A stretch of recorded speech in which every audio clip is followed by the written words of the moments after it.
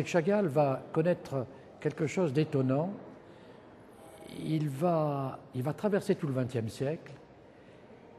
Il va connaître 2 guerres mondiales, une révolution, 2 exils. Sans fin, il partira et il gardera toujours en lui le souvenir de son sol, de ses racines, le souvenir de ce qu'il a véritablement fondé. Chagall, finalement, lui-même écrit, il est un poète, et toute sa vie, il aura besoin de se rattacher à des textes, de les comprendre, de les analyser. Il aime conter une histoire, il aime qu'on lui raconte une histoire. Le violoniste en face, qui est un des chefs-d'œuvre du musée d'Amsterdam. C'est Chagall et Bella.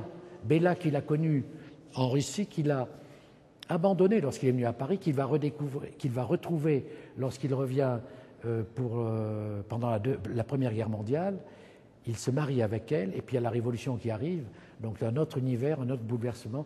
Et là, c'est vraiment la Russie traditionnelle. Notre tableau, les personnages au-dessus de la ville. On se demande toujours pourquoi il y a des personnages au-dessus de la ville. Mais c'est tout simplement pour dire que la réalité est encore plus belle que finalement on ne le pense.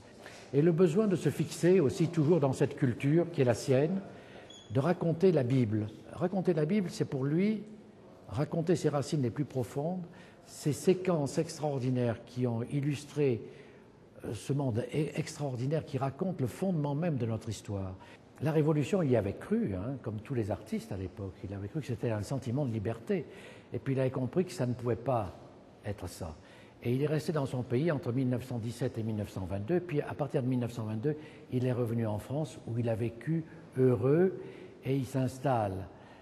La mariée, la madone du village, c'est un peu, je dirais, voilà, celle qui attend son mari qui est peut-être parti à la guerre où elle se retrouve seule. Oui, il y a beaucoup de raisons de venir voir Chagall à Madrid, de redécouvrir combien on a affaire à un artiste différent. Parce que, et je crois que c'est ce qui fonde aussi le génie d'un artiste, c'est-à-dire de rester fidèle à un message, fidèle à ce qu'il a connu, et de le garder toute sa vie.